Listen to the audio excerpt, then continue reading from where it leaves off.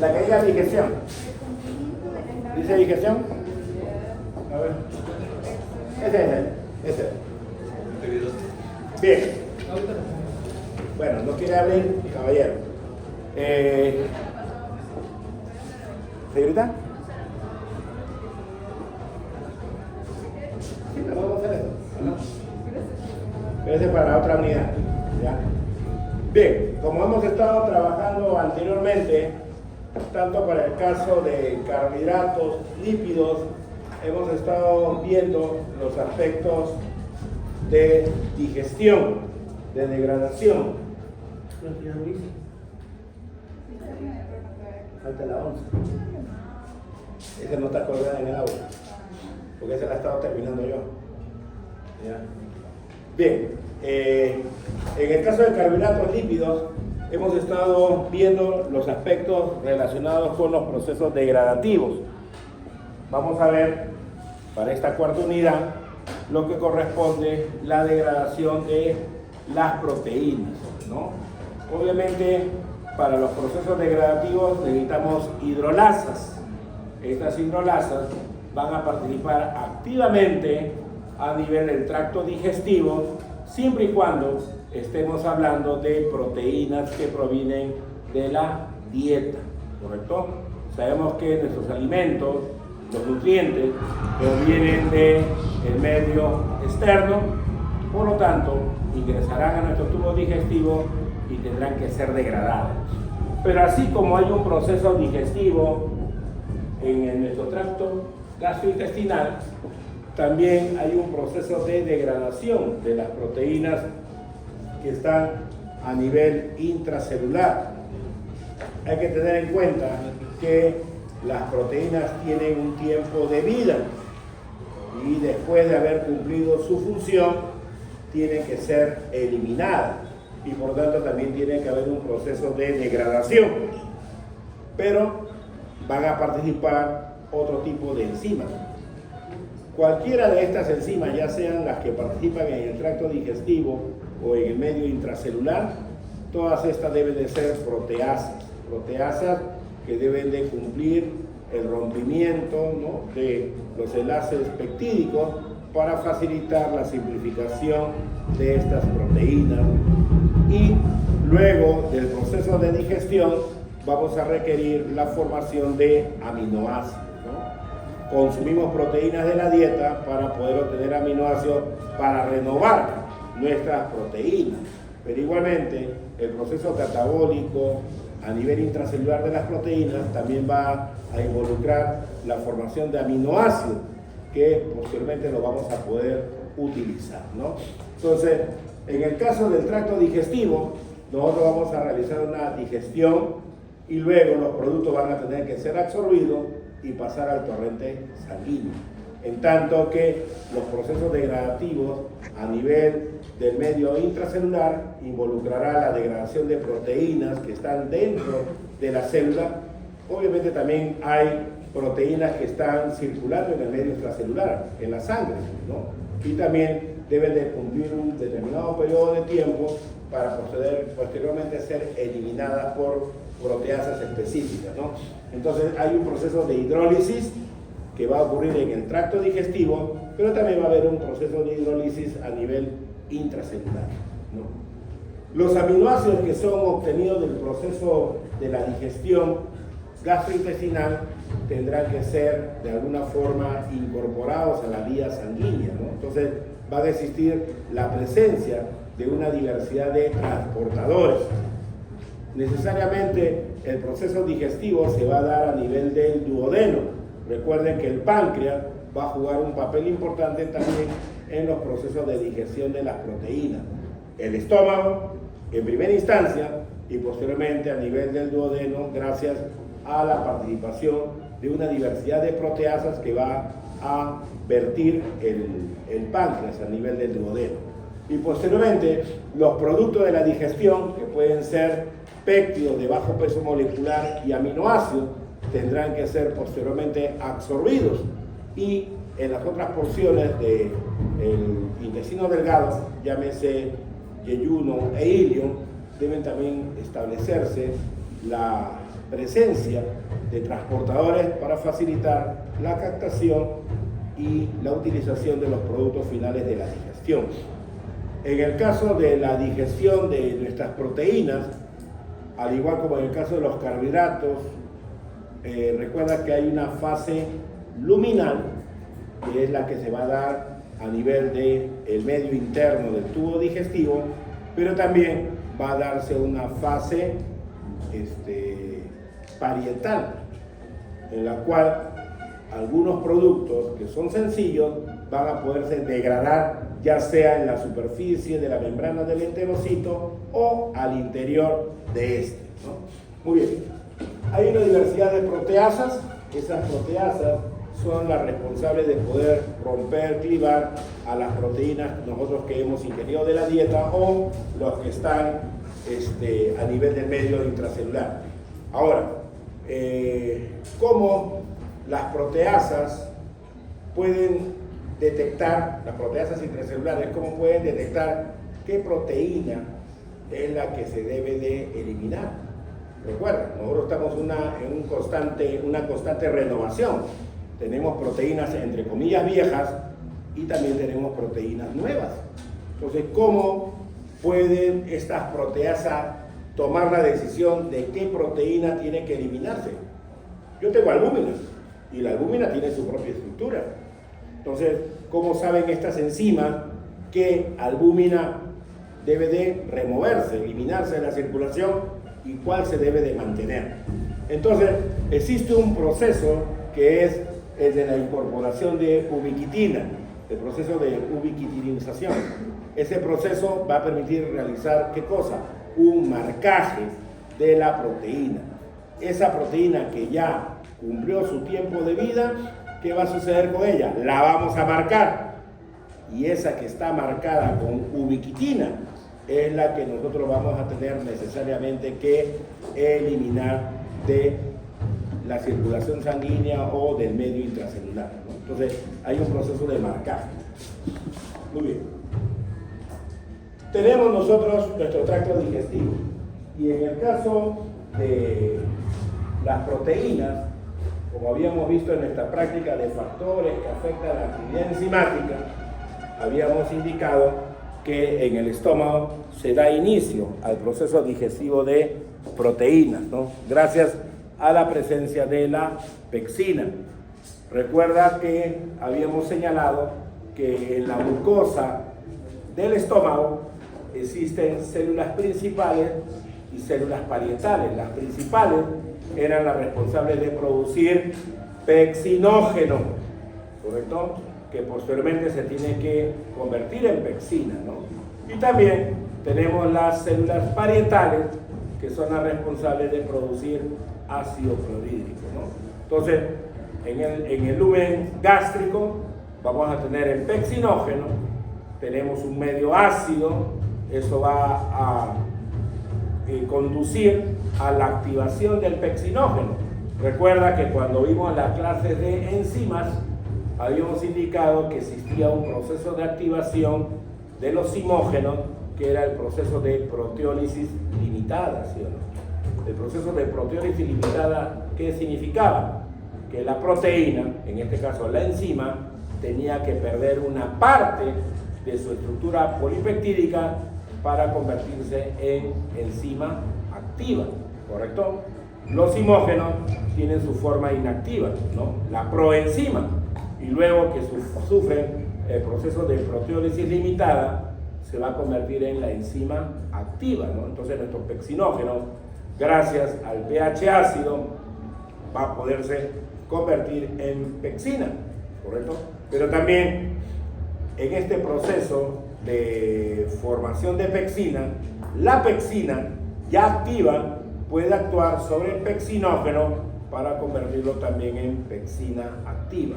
Hay un proceso de activación gracias a la presencia del ácido clorhídrico, pero también hay un proceso de activación que le llaman autocatalítico, donde la pexina ya activa puede activar al pexinógeno y convertirlo en pexina activa, ¿no? Entonces, en ese lumen gástrico es importante el pH. ya habíamos evaluado en nuestra práctica que el pH óptimo era cercano a 1,3, ¿no? Entonces, la pexina trabaja muy bien a pH ácido, pero cercano a 1,3 tenemos la mayor actividad catalítica, ¿no? Entonces, nosotros cuando ingerimos un alimento de tipo proteico en el estómago, vamos a iniciar la digestión. Pero esa digestión involucra la degradación de las proteínas que hemos consumido de la dieta. Y cuando se da el fraccionamiento de la proteína, vamos a generar péptidos, fragmentos de la proteína inicial, pero esos péptidos son de alto peso molecular. Por lo tanto, esos productos no se pueden absorber en la mucosa gástrica. Es como si tú tuvieras un ovillo de lana y tienes una tijera. Le haces 1, 2, 3 cortes y lo sueltas. ¿Qué tienes? Fragmentos largos de esa lana, ¿sí? Está cortada la lana, pero los fragmentos todavía son muy grandes. Entonces estamos hablando de fragmentos de alto peso molecular, péptidos de alto peso molecular, ¿no? Muy bien. En el estómago se inicia la digestión de las proteínas. Posteriormente el bolo alimenticio tiene que seguir avanzando y llega al nivel del duodeno. Y ahí se encuentra con el páncreas. Recordar que el bolo alimenticio que proviene del estómago hacia el duodeno presenta acidez. Entonces, a nivel intestinal, tenemos que mantener un pH cercano a 7 o ligeramente algo alcalino. Entonces, la función exocrina del páncreas va a liberar bicarbonato y ese bicarbonato va a neutralizar la acidez del bolo alimenticio que proviene del estómago, de tal forma que vamos a garantizar un pH adecuado para que otras enzimas continúen la digestión. En el estómago está participando una sola enzima, pero en el caso del duodeno se van a liberar varios zimógenos que provienen del páncreas, ¿no? El quimotrixinógeno, el trixinógeno, la proelastasa, la procarboxipeptidasa, etcétera, etcétera. Proelastasa también. Entonces, esos zimógenos también tienen que activarse. Pero para que se pueda dar ese proceso de activación, se va a requerir activar a una de todas esas enzimas anteriormente mencionadas, con la finalidad de que ésta pueda activar los demás zimógenos y por lo tanto tengamos una mayor cantidad de enzimas y el proceso de digestión sea mucho más efectivo. En el caso de las proteasas, que son hidrolasas, hay algunas que actúan a nivel del extremo carboxilo, son carboxipeptidasas. Otras actúan a nivel del extremo amino, aminopeptidasas. Esas son enzimas denominadas exopeptidasas. ¿Por qué razón? Porque están degradando a la proteína por los extremos. Pero también hay otro grupo de enzimas que rompen al interior de la cadena polipeptídica. Esas son llamadas endopeptidasas. La acción conjunta de las exopeptidasas y las endopeptidasas nos permiten un fraccionamiento masivo de la proteína que ha llegado del estómago al duodeno y por tanto tenemos ahora productos que se van a generar que van a ser péptidos de bajo peso molecular y por ahí algunos aminoácidos, de tal forma que el proceso digestivo no se concluye en el lumen intestinal, sino se va a tener que concluir en la superficie de la membrana del enterocito. Muy bien, entonces a lo largo del tracto gastrointestinal, a nivel del intestino delgado, en las otras porciones diferentes al duodeno, se debe dar el proceso de absorción. Va a haber captación de péptidos de bajo peso molecular de 2 a 3 aminoácidos o puede haber captación también de aminoácidos libres, de tal forma que esos aminoácidos libres van a poder difundir fácilmente hacia el torrente sanguíneo, pero aquellos péptidos que se han captado de 2 a 3 aminoácidos, en la mucosa tendrá que desarrollarse también el proceso degradativo hasta llegar a aminoácidos que puedan ser absorbidos, ¿no? Entonces el proceso de digestión se va a dar tanto en el estómago como en el intestino delgado, que es el caso del duodeno, gracias a la participación del páncreas. Entonces, los procesos de digestión de proteínas se va a dar en el lumen. Recuerda que es el espacio interno hueco de tu tubo digestivo. ¿Qué lumen? Lumen gástrico. ¿Qué otro lumen? Lumen intestinal. ¿Correcto? Entonces, ¿qué se requiere ahí? La secreción de las enzimas. Y la mucosa gástrica va a producir su enzima, el pepsinógeno, ¿no? El páncreas va a secretar los diferentes zimógenos pancreáticos, ¿no?, a nivel del lumen intestinal. Entonces, ahí va a haber degradación. En el caso de la fase parietal, se refiere a el enterocito, ¿sí? Sabemos que la célula intestinal está presente en el intestino delgado. Y este enterocito en su superficie va a tener enzimas que van a permitir degradar a los fragmentos más pequeños de los péptidos y convertirlos en aminoácidos.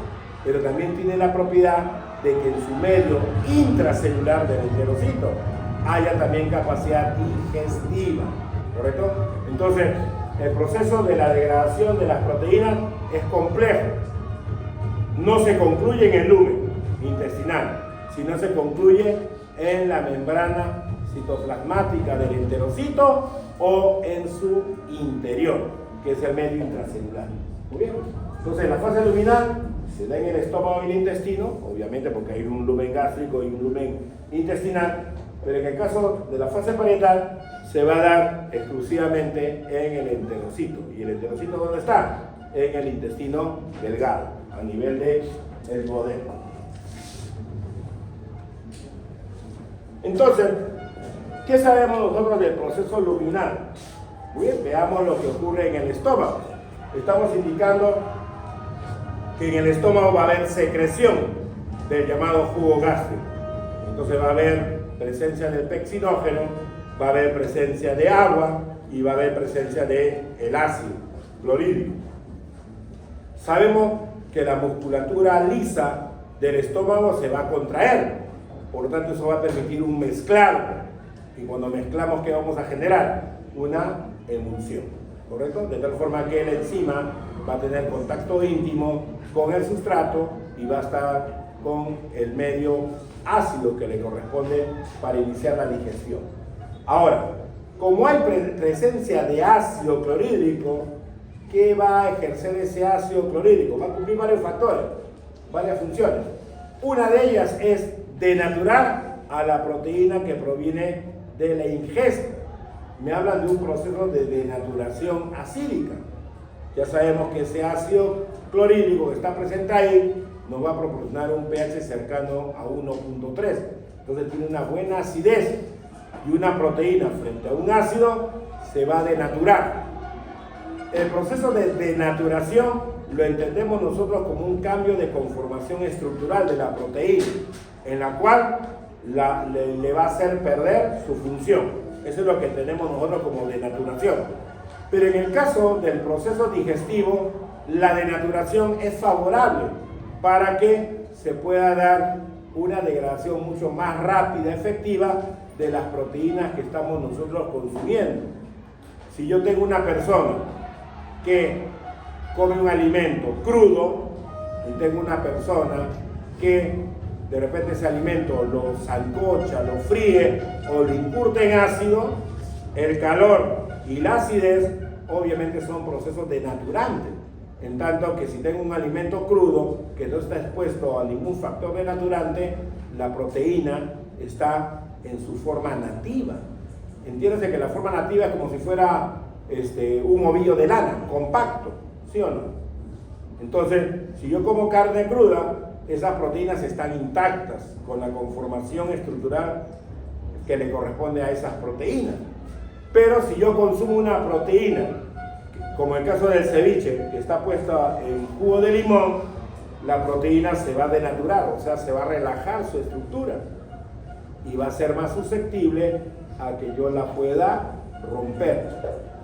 Igualmente, tengo una carne sancochada frita, esa proteína va a estar denaturada y va a ser mucho más fácil de digerir, ¿correcto? Entonces, ese proceso de denaturación acídica, me dice ahí, aumenta la susceptibilidad a proteólisis, ¿correcto?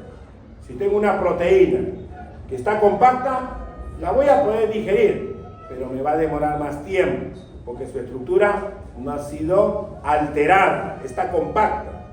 Pero si tengo un alimento que ha sido sometido ya sea a calor o a acidez, la proteína se encuentra denaturada y es mucho más fácil degradarla, ¿no? Si tengo un ovillo de lana compacto, es difícil que entre la tijera, pero no es imposible de que yo lo pueda cortar. Pero si tengo un ovillo suelto, rápidamente meto la punta de la tijera y corto fácilmente, ¿sí o no? ¿Sí? Entonces, la acidificación a nivel del estómago me va a permitir eso. Ese ácido clorhídrico va a cumplir diversas funciones y una de ellas es facilitar la denaturación de la proteína que está ingiriéndose por la dieta y por lo tanto va a facilitar mucho mejor su digestión.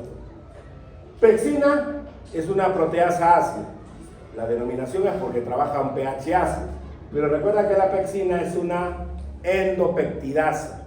Ella va a romper enlaces peptídicos que están al interior de su cadena polipeptídica. Muy bien. ¿Quién produce la pectina? Obviamente las células principales, como estamos mencionando, ¿no? Que va a producirla como su zimógeno, que es el pectinógeno. Muy bien. Me hablan de una activación por autocatálisis. El pH ácido va a permitir de que se active el pectinógeno. Voy a tener pectina activa. Y la pectina activa, ¿qué va a hacer? Degradar al pectinógeno para convertirlo en pectina activa. El ácido clorhídrico activa el pectinógeno, eso es correcto. Pero si ya tengo pectina activa, la pectina activa va a poder actuar sobre el pectinógeno y lo va a activar también. Entonces, por eso me habla de un proceso autocatalítico, porque la misma pectina controla su propia activación. Muy bien. pH óptimo entre 1 a 3. Nosotros cuando hicimos la práctica nos salió 1,3 el valor de pH óptimo de la enzima. Obviamente ese es su pH, a menos experimental, donde hemos manifestado su mayor actividad.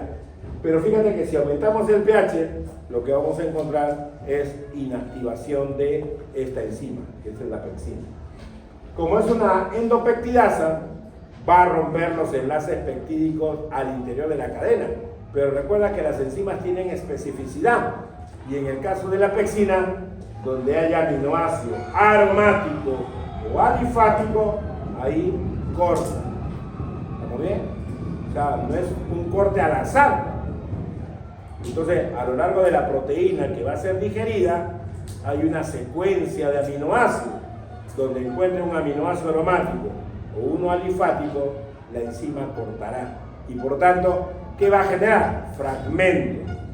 Fragmentos de la cadena polipeptídica original. Vamos a tener oligopéptidos, ¿no? O péptidos que se van a caracterizar de tener gran tamaño molecular. O sea, son péptidos o oligopéptidos de alto peso molecular que no van a poder ser absorbidos debido a su complejidad, ¿no? Entonces, en el estómago se da la digestión, pero no se da la absorción de los productos de la digestión.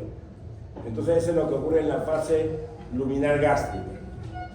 En el caso de la fase luminal intestinal, ya habíamos señalado de que hay una interconexión del duodeno con el páncreas.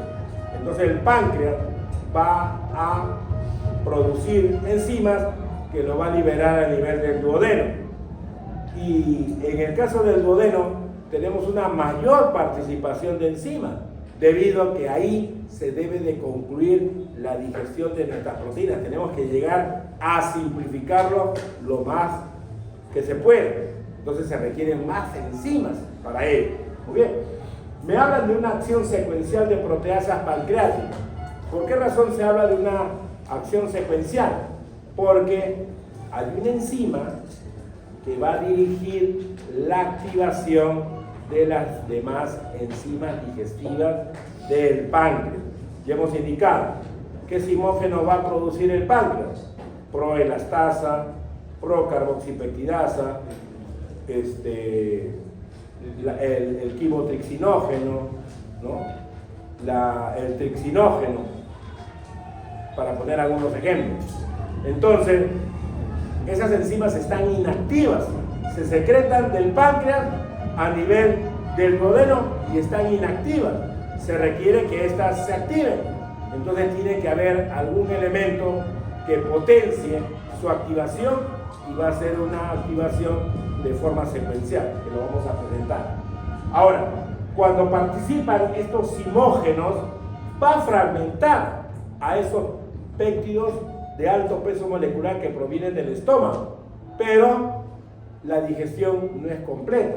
Fíjate, se siguen generando oligopéptidos que son de menor tamaño molecular, pero entre 60 y 70%. Y hay aminoácidos libres, pero fíjate que solamente llega entre 30 y 40%. Se supone que si yo estoy ingiriendo una proteína, la debo de degradar al 100%. Obviamente hay una pérdida que se va a eliminar por las heces, pero prácticamente todo lo que ingresa de la dieta debe ser degradado con mayor eficiencia.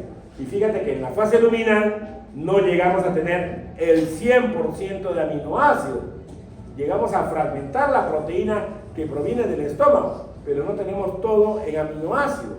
Entonces, ¿dónde vamos a concluir lo que no se degradó en el lumen intestinal? En la fase parietal. Ahí se debe determinar la degradación. Entonces, en el caso del intestino delgado, en el duodeno, fíjate que tenemos un proceso de activación. En el duodeno tenemos una enzima que no es del páncreas. Esa se llama enteroquinasa. ¿Está bien? Es una enzima propia del duodeno, no es del páncreas. Entonces, cuando se vierte el jugo pancreático, estamos virtiendo a los zimógenos que están acá presentes, ¿ya? Pero la enteroquinasa, ¿qué va a hacer? Activar al trixinógeno. ¿Para qué? Para convertirlo en trixina. ¿Está muy bien? Entonces, si yo tengo trixina activa, la trixina puede realizar un proceso autocatalítico también para formar trixina activa, y también va a activar a los otros zimógenos. El quimotrixinógeno convierte en quimotrixina, la proelastasa en elastasa y las procarboxipeptidasas en carboxipeptidasa. Entonces, cuando el páncreas secrete su jugo pancreático, los zimógenos se van a activar. Pero ¿quién es el que se activa en primera instancia? El trixinógeno, que se convierte en trixina. ¿Gracias a quién? A la enteroquinasa que está presente en el duodeno, ¿correcto? Entonces ya tengo una gran variedad de enzimas, ¿no? El trixinógeno, quimotrixinógeno, proelastasa, fíjate, son endopeptidasas. Entonces los fragmentos que provienen del estómago lo va a seguir fragmentando, pero lo va cortando por el interior de la cadena. En tanto que las exopeptidasas van a empezar a cortar por los extremos, llámese grupo carboxilo o llámese grupo amino. Hay aminopeptidasas y hay carboxipeptidasas que van a participar ahí. Pero esta acción de estas enzimas no llega a tener como producto final gran cantidad de aminoácidos. Ahí está el porcentaje, entre 30 a 40 nada más. Entonces tenemos que continuar el proceso de digestión, pero ya no en la fase luminal, sino en la fase parietal. Entonces, la fase parietal hemos indicado que se va a dar en el enterocito. Como toda célula que contiene una membrana biológica. Y en esa membrana biológica, ¿qué se van a presentar?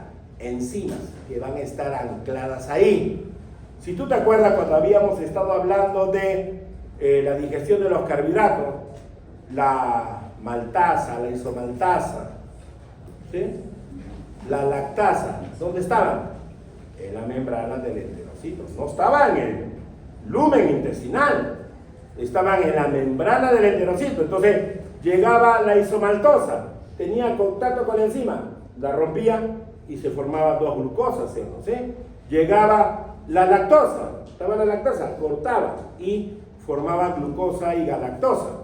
La digestión se da en la superficie de la membrana del enterocito. Cuando vimos eso en carbohidratos. Acá la historia es igual. Los procesos de degradación que se están dando en el duodeno están generando fragmentos de oligopéptidos de bajo peso molecular. Y esos oligopéptidos pueden tener contacto con la superficie de la membrana. Entonces, ¿qué va a permitir? Ir cortándolos de poco a poco. Podemos formar aminoácidos libres o podemos formar algunos péptidos que van a tener de 2 a 3 aminoácidos que se van a poder absorber. ¿Muy bien? Entonces me ponen ahí que existen más de 20 peptidasas. Entonces, obviamente, si hay una mayor cantidad de enzimas digestivas en la superficie de la membrana del enterocito, voy a tener un proceso de digestión mucho más efectivo. Y frente a eso, ¿qué me va a garantizar? Poder obtener aminoácidos libres que posteriormente tendrán que ser absorbidos. Recuerda que en el intestino delgado se tiene que dar la absorción. Entonces debo de completar la digestión en el intestino delgado y los productos los debo de absorber directamente. Entonces es ahí el punto clave donde debe de darse la degradación completa de nuestras proteínas. Y acá se va a dar en la superficie. Pero también pueden haber proteasas intracelulares. Hay algunos péptidos pequeñitos de 2 a 3 aminoácidos que pueden entrar al interior del enterocito. Y estas proteasas van a fragmentarlo y van a generar aminoácidos que también van a poder ingresar al medio sanguíneo. Entonces, ¿dónde acaba la digestión de las proteínas? En la fase parietal. ¿A qué nivel? Membrana o medio intracelular. ¿Correcto? Y ahí debe de acabar todo. ¿Y qué pasa con los productos finales? Obviamente, ¿qué vamos a tener ahí? Aminoácidos, ¿sí o no? Y esos aminoácidos deben de ingresar hacia el torrente sanguíneo. Entonces, esto es lo que estamos hablando nosotros. Consumimos proteínas, tenemos proteasas gástricas, proteasas pancreáticas, que van a fragmentar. Obviamente, en el estómago vamos a tener oligopéptidos de alto peso molecular. A nivel del lumen intestinal, por acción de las proteasas pancreáticas, vamos a tener oligopéptidos de bajo peso molecular. Tengo un enterocito y en el enterocito voy a tener ¿qué cosa? Acá, enzimas que están ancladas en la superficie. Si tengo un oligopéptido, pongamos de 5 aminoácidos, lo va a fragmentar. De repente a péptidos de 2, 3 aminoácidos. Algunos oligopéptidos pequeños pueden ser degradados hasta aminoácidos, ¿sí o no?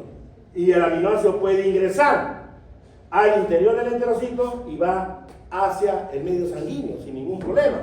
Pero algunos péptidos que son de 2 a 3 aminoácidos, en la membrana del enterocito hay transportadores que garantizan su incorporación al medio intracelular. ¿Y qué pasa con estos péptidos?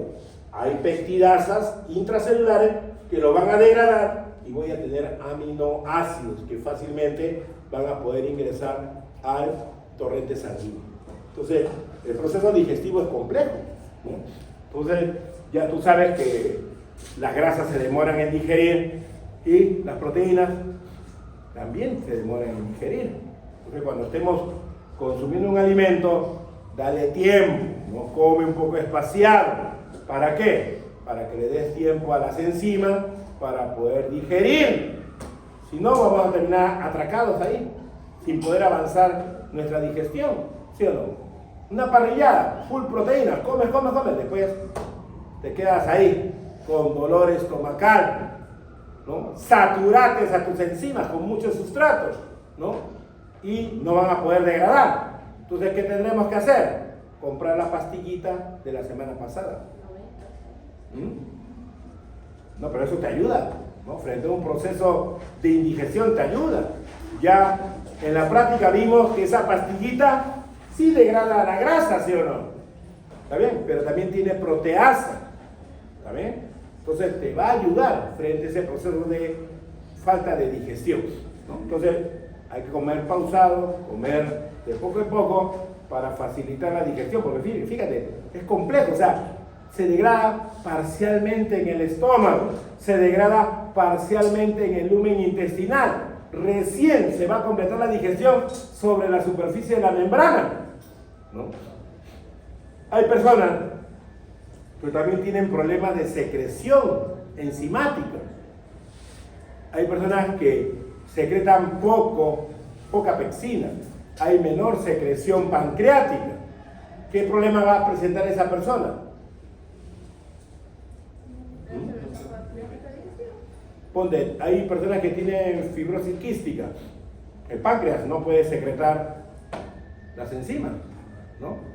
Ustedes saben que hay un problema ahí con el canal de cloro, ¿sí? Y la secreción, en vez de ser acuosa, se vuelve espesa, como un moco, ¿no? Entonces, ¿qué pasará ahí? ¿Qué se va a alterar? ¿Insulina? No, acá no estoy hablando de insulina, estoy hablando de digestión.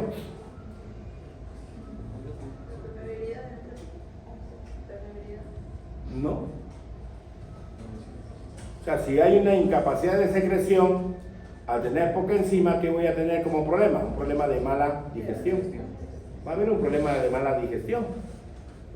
Ahora, estamos viendo que en varios de los procesos de digestión, llámese de carbohidratos o de proteínas, las enzimas están ancladas en la mucosa del enterocito. Imagínate que tengas una lesión, ¿correcto?, a nivel intestinal, o hayas sufrido un proceso quirúrgico donde te han removido parte de tu epitelio intestinal. ¿Qué vas a perder? Capacidad también digestiva. Vas a tener problemas de capacidad digestiva, porque fíjate que ahí se están degradando oligopéptidos para obtener aminoácidos dentro de la célula. Vamos a hacer también procesos de digestión de esos péptidos pequeñitos que pueden ingresar al torrente sanguíneo bajo la forma de aminoácidos. Pero si tengo pérdida de epitelio, obviamente voy a tener también incapacidad de poder digerir, ¿no? Una persona que ha tenido cirugía fácilmente no va a poder alimentarse por vía oral, ¿sí o no? Su alimentación, ¿cómo es? Por vena, ¿sí o no? ¿Sí?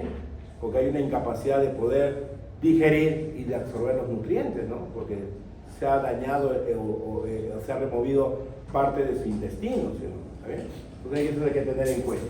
Muy bien, entonces, frente a este proceso de digestión, ya en esta última etapa final, que es la etapa parietal, tenemos ya buena cantidad de aminoácidos ya en el torrente sanguíneo. ¿Y qué haremos con esos aminoácidos? Los vamos a distribuir hacia los diferentes tejidos que los requieren, ¿sí? Para poder formar nuevas proteínas o, dependiendo del tipo de actividad que tenga el individuo, poder utilizarlo también como un posible combustible metabólico también, ¿sí? Muy bien. Entonces es complejo todo esto de lo que es la digestión. Lo vemos fácil porque comemos, pero realmente le damos todo el trabajo a las enzimas, ¿no? Y si no tienes a las enzimas una buena cantidad, vas a tener problemas de la digestión. Muy bien, ya hemos degradado, ya hemos simplificado todo, y voy a tener aminoácidos, y voy a tener péptidos también dentro de los productos finales de la digestión, péptidos de 2 a 3 aminoácidos. Entonces, ¿qué se requiere? Transportar los aminoácidos hacia el interior del enterocito y luego transportarlos al torrente sanguíneo. Entonces necesito transportadores. Si hay péptidos pequeñitos de 2 a 3 aminoácidos, yo debo de ponerlos dentro del enterocito, a nivel de ese citosol. Requiero también transportadores. Ahora, la distribución de los transportadores va a depender de la parte que tenga el intestino delgado. Recuerda, duodeno es prácticamente digestión, pero ojo, la digestión no es al 100%. El bolo alimenticio va a ir avanzando y a medida que va avanzando, los procesos de degradación deben de ir continuando, ¿sí? Entonces, es lógico que si el bolo alimenticio va avanzando y tengo oligopéptidos, luego tendré péptidos de bajo peso molecular y finalmente debo tener aminoácidos. El tracto del intestino delgado tiene duodeno, yeyuno e ilio. Y a lo largo de su trayecto de este intestino delgado va a haber diferenciación con respecto a la presencia de los transportadores. Fíjate acá, va a haber múltiples transportadores en el yeyuno, en el ilio, ¿sí? La primera porción es duodeno, la segunda porción es el yeyuno y la tercera porción es el ilio, ¿sí o no? Entonces, si yo tengo oligopéctidos de bajo peso molecular, cuando siga avanzando el bolo alimenticio, ya no tengo oligopéptidos de bajo peso molecular, sino tengo péptidos. Y esos péptidos son más abundantes en el yeyuno que en el ilio. Y si sigue avanzando el bolo alimenticio, esos péptidos de bajo peso molecular, de 2 a 3 aminoácidos, se van a convertir ahora a aminoácidos. Y fíjate que los transportadores de aminoácidos son más abundantes en el ilio que en el yeyuno. Entonces todo tiene un porqué, todo tiene una secuencia. Como vamos degradando de lo más grande hasta lo más pequeño, los transportadores también tienen esa lógica de ubicación en función a los diferentes tipos de productos que se van formando, ¿correcto? Entonces hay una distribución de esos transportadores, ¿no? Entonces, de hecho, están los dos, pero acá me están dando la indicación que hay más en el yeyuno que en el ilio para los péptidos y hay más en el ilio que en el yeyuno para el caso de los aminoácidos libres que se han formado, ¿no? Muy bien. Acá tenemos un aminoácido, la alanina. ¿Qué tipo de aminoácido es la alanina? De acuerdo a su estructura. Hace años luz, primer examen. ¿Qué tipo de aminoácido es? Alifático, así es. Y si es alifático, ¿qué característica tiene? Anillo, no tiene anillo. Es una estructura lineal ramificada, la alanina. ¿Neutro? No. Los polares está el neutro. Pero este no es polar, es no polar, es hidrofóbico, ¿sí? Porque tiene estructura hidrocarbonada. Muy bien. Se supone que los transportadores hay de diversos tipos. Ya tú sabes que existen diversos tipos de transporte a través de la membrana biológica. La difusión, el transporte facilitado, el transporte activo, ¿sí? Esa es tu biología. Muy bien. Entonces, si yo tengo un aminoácido que es hidrofóbico, va a ser un poco difícil de transportar. Los hidrofílicos son mucho más fáciles de transportar que en el caso de los hidrofóbicos, ¿sí? Entonces, la alanina es un aminoácido hidrofóbico, alifático, como dijo su compañera. Entonces, va a tener un mecanismo de transporte completamente diferente a si yo tuviera, por ejemplo, el glutamato. El ácido glutámico, ¿cómo es el aminoácido? ¿De qué características? Ya, pero ¿qué tipo de aminoácido es? El glutamato, de acuerdo a su clasificación. Ya tú me dijiste que era alifático de la alanina. ¿Y este? No es aromático. Aromático no es. Aromático, fenilalanina, tirosina y triptófano. Ya tiene carga negativa, correcto, es un aminoácido polar con carga negativa, ¿sí o no? ¿Sí? Pero ojo, es polar. Entonces ese va a ser más fácil de movilizar. Entonces, para cada tipo de aminoácido va a existir un determinado tipo de transportador. ¿Ya? Entonces, acá solamente voy a poner un ejemplo, ¿ya? Pero si buscamos la bibliografía, para cada aminoácido tiene su propio transportador. Entonces, ¿qué vemos acá? Diferentes tipos de mecanismos de transporte. Transporte activo. Obviamente, si es transporte activo es con gasto de energía, de ATP. ¿Correcto? Transporte facilitado, obviamente porque va a usar una proteína de transporte, ¿sí o no? Y de difusión pasiva porque va a utilizar la membrana plasmática para poder pasar, ¿sí o no? ¿Sí? Entonces fíjate que estos procesos de movilización se van a dar. Los tres se van a dar, pero ¿cuál prevalece? El transporte activo, ya que este es hidrofóbico. Entonces voy a tener que gastar energía para poderlo movilizar. Pero como te digo, si yo cambio de aminoácido, esos tipos de mecanismos de transporte también van a cambiar.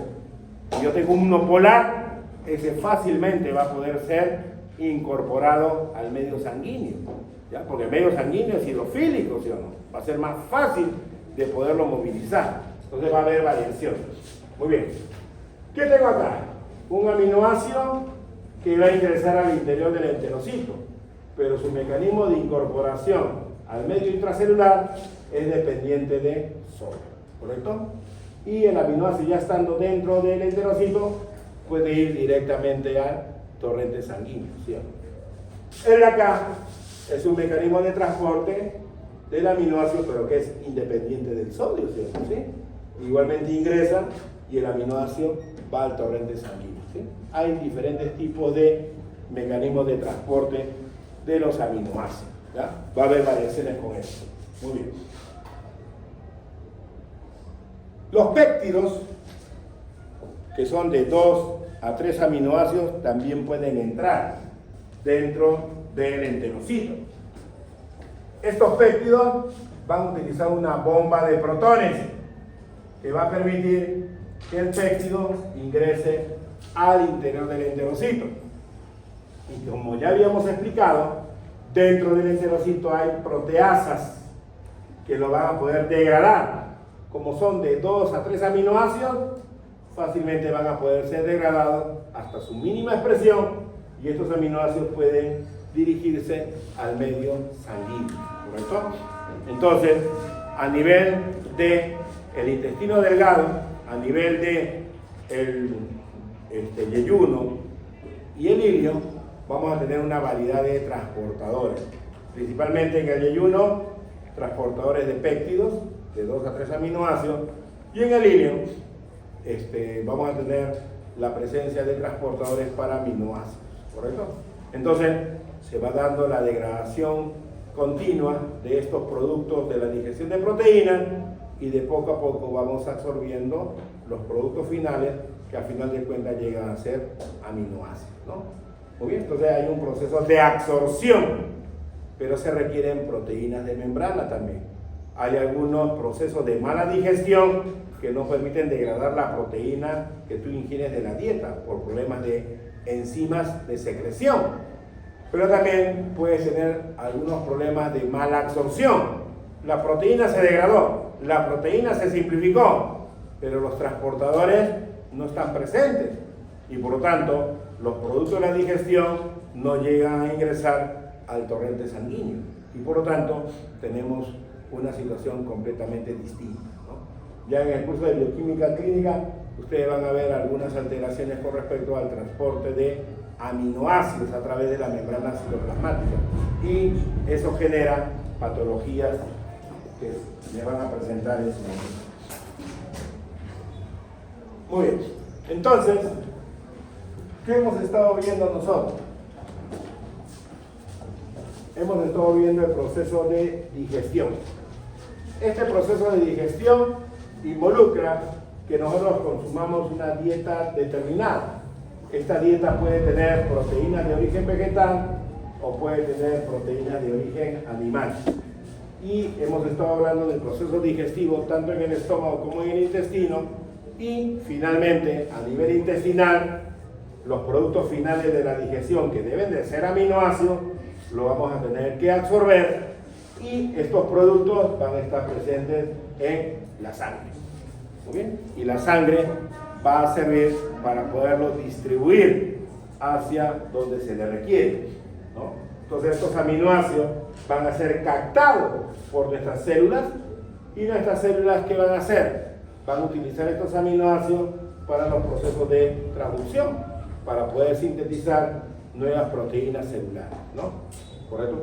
También tenemos nosotros que las proteínas celulares pueden también sufrir un proceso degradativo, ¿correcto? Y van a generar nuevamente aminoácidos que pueden ser aprovechados dentro del pool de aminoácidos en la sangre para formar nuevas proteínas, ¿no? Entonces hay un ciclo ahí de utilización.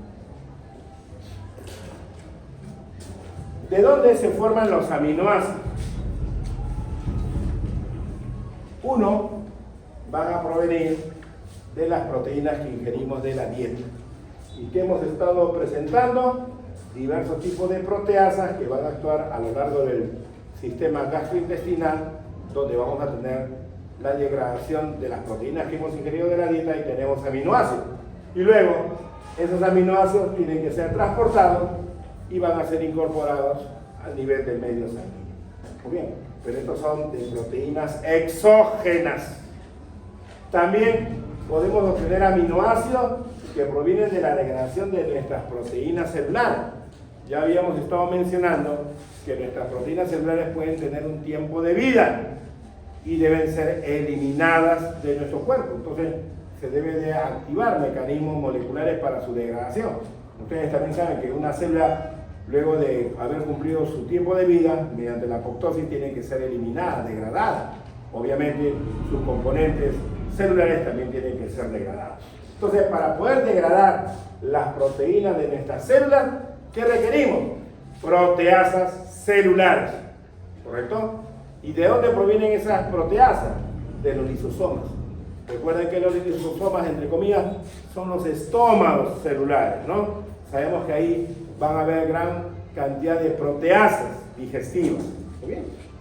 Hay proteasas que pueden estar en organelas, como es el caso de los lisosomas, o pueden estar libres a nivel del citosol. Esos son sistemas de degradación, pero degradan todo a granel. No existe ninguna diferenciación. Pero tengo otro sistema de degradación celular que es el proteosoma. ¿Y el proteosoma qué va a degradar? Solamente aquellas proteínas marcadas con ubiquitina. ¿Está bien? Entonces hay un proceso ahí selectivo. Entonces tengo una proteína, la marco, esa, ¿no? En tu casa no te han puesto una marca ahí, los bandidos te robaron, ¿sí o no? ¿Sí o no? A veces sucede eso, ¿no? Dejan una marca, esa es la casa que le van a robar el día de hoy, ¿no? Entonces acá igualmente, tengo una diversidad de proteínas. ¿Cuál me toca degradar hoy día? A la que se le haya colocado la ubiquitina.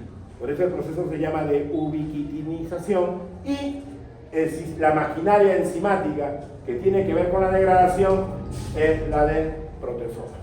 Muy bien, entonces tengo aminoácidos que provienen de la degradación de mis proteínas de la dieta, proteínas exógenas, y tengo también aminoácidos que provienen de los procesos de degradación endógenos a nivel intracelular. Pero también ten en cuenta que nosotros tenemos intermediarios metabólicos que pueden ser precursores para aminoácidos, ¿no? Me hablan acá de la biosíntesis a partir de precursores. Entonces, eso lo vamos a ver más adelante, pero hay varios intermediarios metabólicos que pueden dar origen a aminoácidos, ¿no? Por ejemplo, el oxalacetato te va a dar aspartato, ¿no? El piruvato te va a dar alanina, ¿sí o no? ¿Sí? Para poner unos que otros ejemplos, ¿no? Entonces, tenemos las diversas fuentes de origen de los aminoácidos que pueden llegar a una célula, ¿correcto? Principalmente, la mayoría viene de esto, ¿no? Pero también de la degradación propia, y si no, de los procesos endógenos que podemos nosotros sintetizar. Acá solamente estamos colocando los ejemplos de aminoácidos que son de tipo no esencial. Recuerda, los no esenciales son los que obligadamente nosotros tenemos que incorporar por la dieta. Esto sí, necesariamente lo vamos a incorporar por la dieta y no lo podemos sintetizar, ¿no? Acá, fenilalanina, triptófano, valina, leucina, isoleucina, metionina, treonina, histidina, lisina, ¿correcto? Son nuestros aminoácidos de tipo esencial. ¿Señorita? No te... los condicionales. Va a depender de tu etapa metabólica en la cual te encuentres. Se supone que nosotros hemos sido un huevo cigote luego un embrión, un feto, un niño, un adolescente, un adulto. ¿Sí? Entonces, en alguna etapa puede haber la necesidad de algún aminoácido. Por eso le llaman esencial condicional, para un determinado momento. ¿Correcto? ¿Está bien? A eso se está refiriendo. Por ejemplo, la prolina, ¿no? Nosotros la tenemos que convertir en hidroxiprolina para formar colágeno, ¿sí? Y el colágeno tiene que ver con crecimiento, desarrollo, ¿no? del hueso, matriz extracelular, ¿no? Muy bien. ¿Qué tenemos acá? Proteínas que provienen de la dieta. Se degradan, va a aportar aminoácidos al pool de los aminoácidos que están en la sangre. Muy bien. De lo que yo consumo, una parte se degrada y es lo que está en la sangre. Pero aquello que no se degrada lo vamos a poder excretar, ¿correcto? Mediante las heces. Ahora, este pool de aminoácidos también, ¿de dónde se forma? De la degradación de tus proteínas que están en tu tejido, que van a aportar aminoácidos, ¿no? Y estos aminoácidos van ahora a ser metabolizados. ¿Para qué? Para formar hormonas, para formar bases nitrogenadas, neurotransmisores o formar también nuevas proteínas tisulares, ¿no? Los aminoácidos que están circulando en nuestra sangre van a cumplir diversas funciones. Pero también los aminoácidos nosotros los vamos a poder catabolizar. Pero en el caso de los aminoácidos, para poderlos catabolizar, tenemos que eliminar la parte nitrogenada, ¿no? Entonces, la parte nitrogenada que se va a liberar como amonio tiene que ser de alguna forma neutralizado porque el amonio es neurotóxico. Entonces, en el hígado se va a activar el ciclo de la urea y esa urea va a circular en la sangre, luego va a ser filtrada por los riñones y lo vamos a excretar, ¿correcto? Y el esqueleto hidrocarbonado que nos queda puede ser utilizado como combustible metabólico, ¿sí? ¿Sí? La alanina, le quito la parte nitrogenada, lo convierto en piruvato y ya tú sabes a dónde va el piruvato. Tengo aspartato, le quito la parte nitrogenada, lo convierto en oxalacetato. Tengo glutamato, le quito la parte nitrogenada, lo convierto en alfa-acetoglutarato. Y esos nombrecitos ya tú lo sabes, ¿no? Y entra CRES principalmente, se quema ahí, ¿correcto? Por eso me están hablando que acá se forman algunos intermediarios del ciclo de CRES o como acetilcoenzima A, ¿correcto? Entonces, por ahí tenemos nosotros el destino de estos aminoácidos que provienen de la dieta o de los tejidos y cómo los podemos utilizar. Se ha mencionado sistemas de degradación de proteínas, ¿no? Entonces, fíjate que por ahí tengo serinproteasas. Serinproteasas. Proteasa porque va a degradar proteína y serin porque tiene la serina, ¿no? ¿Correcto? Fíjate que hay cisteinproteasa también. La cisteína está metido ahí, ¿no? Metaloproteasa. Son enzimas que requieren un ion metálico para estar activas, ¿sí? Aspartilproteasa, tiene el ácido aspartico.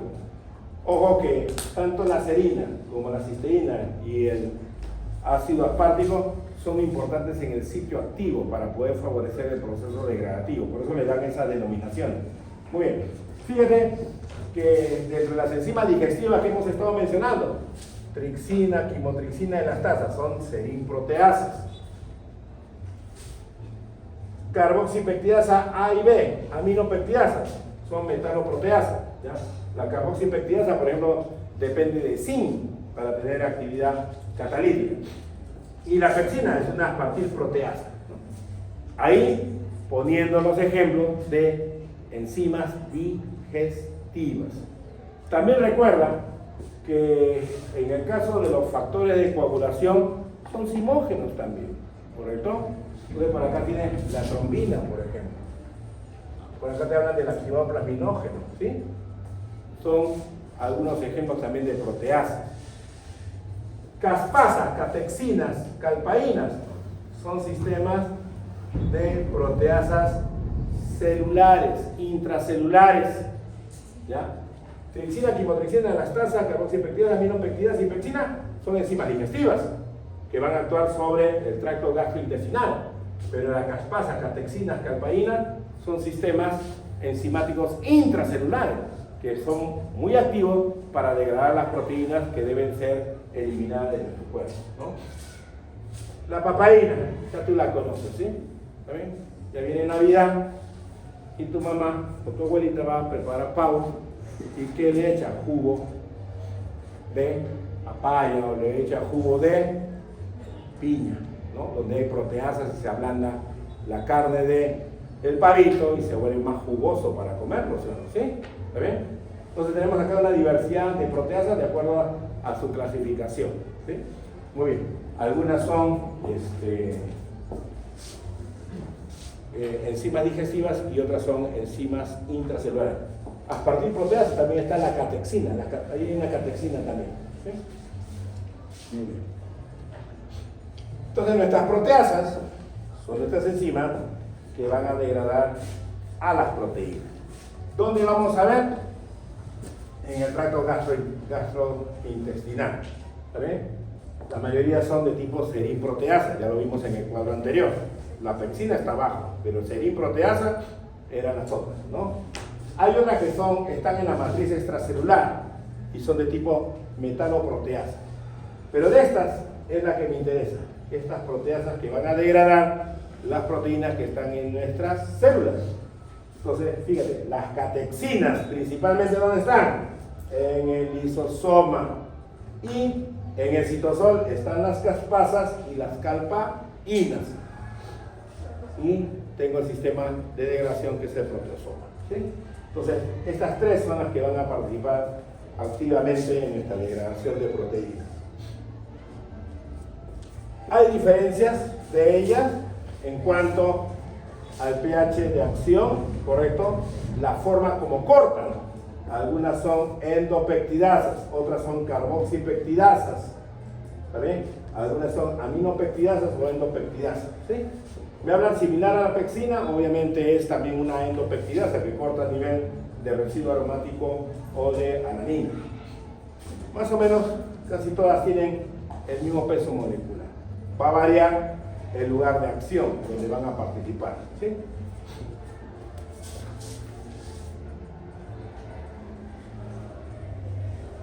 En el caso del proteasoma que habíamos estado mencionando, fíjate que se va a dar un proceso de proteólisis, pero que depende de la ubiquitina. Entonces habla acá de ubiquitilación, porque la proteína la vamos a marcar con ubiquitina.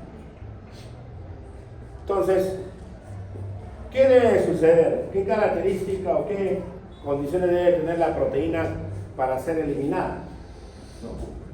Bueno, todas nuestras proteínas tienen un tiempo de vida variable.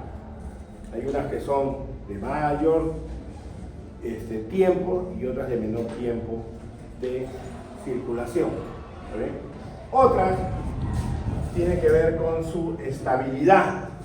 Hay condiciones del medio biológico que pueden condicionar su cambio de su estructura y esa modificación de estructura puede facilitar posteriormente su degradación. Muy bien. Hay secuencias de aminoácidos que son señales específicas para la degradación en el proteasoma.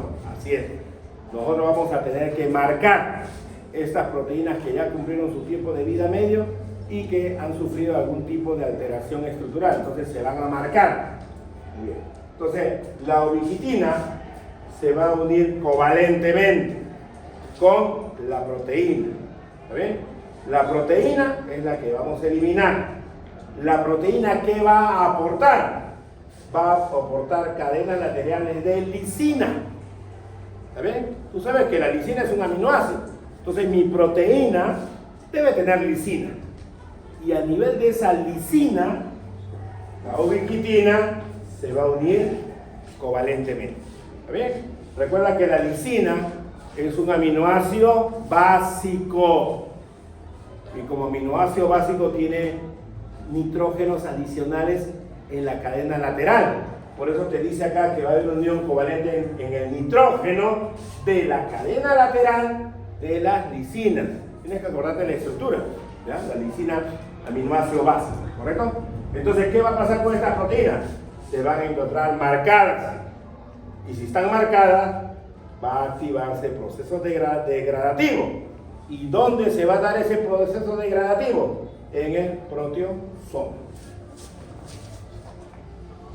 Acá tenemos a los 3 investigadores premio Nobel que descubrieron este proceso de degradación mediante el proteosoma, ¿correcto? Entonces, la ubiquitina, ¿qué viene a ser? Fíjate, es una proteína, pero de bajo peso molecular. Está formada por 76 aminoácidos, ¿correcto? Muy bien. Y es esa ubiquitina la que ya hemos indicado que se va a unir a nivel del aminoácido de lisina. Fíjate que eso fue descubierto en el año 2004. Ya han pasado 21 años de su descubrimiento, ¿no? Y ese es nuestro sistema de degradación por marcaje.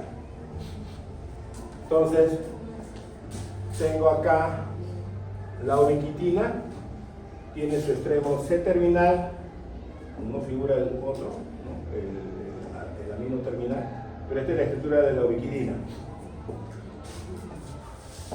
Acá, ¿qué tengo?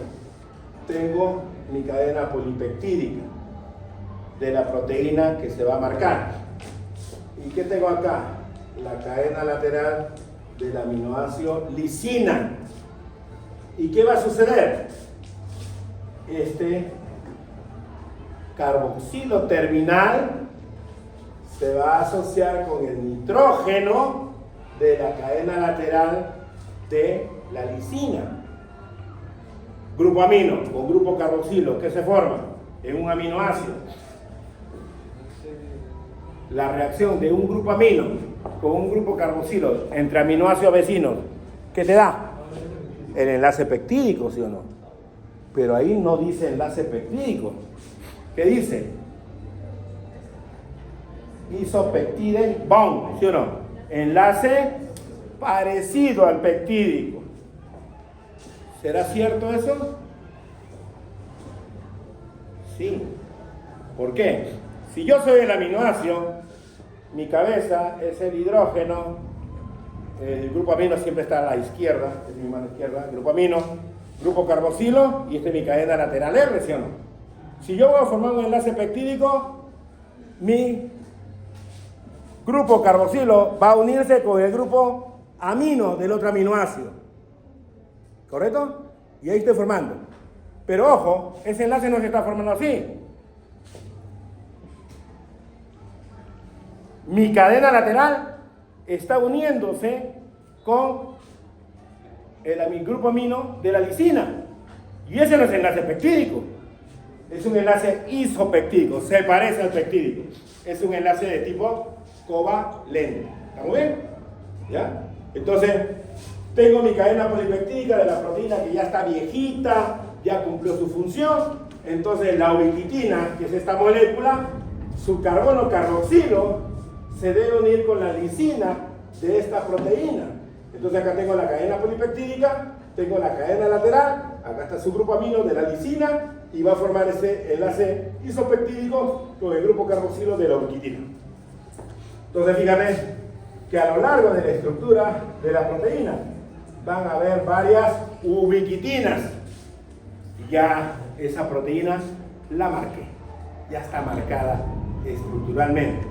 Entonces, esta proteína marcada, ahora yo la voy a llevar al proteosoma, ¿no? Entonces, este proteosoma tiene una estructura compleja, ¿ya?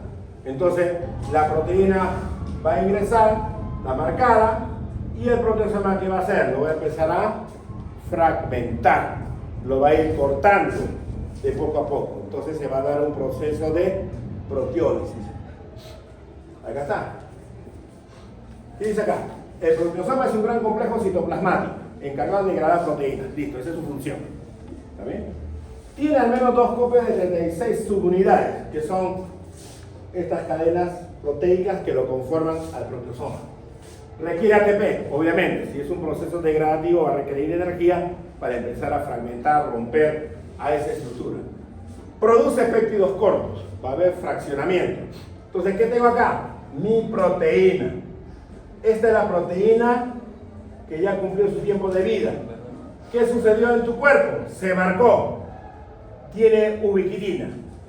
va a ingresar al proteosoma y vamos a empezarlo a fragmentar.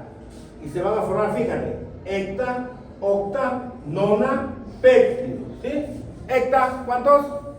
7, octa, 8, nona, 9. ¿Ya? Péptido, fragmentos de 7 hasta 9 aminoácidos. Y la ubiquitina se libera para poder ser reciclada. ¿Está bien? Entonces, es un sistema donde nosotros vamos a degradar nuestra proteína por marcaje. En tanto que en el lisosoma, ¿no? La célula fagocita, ¿no?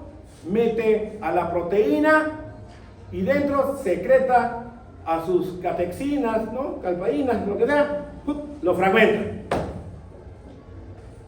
al azar.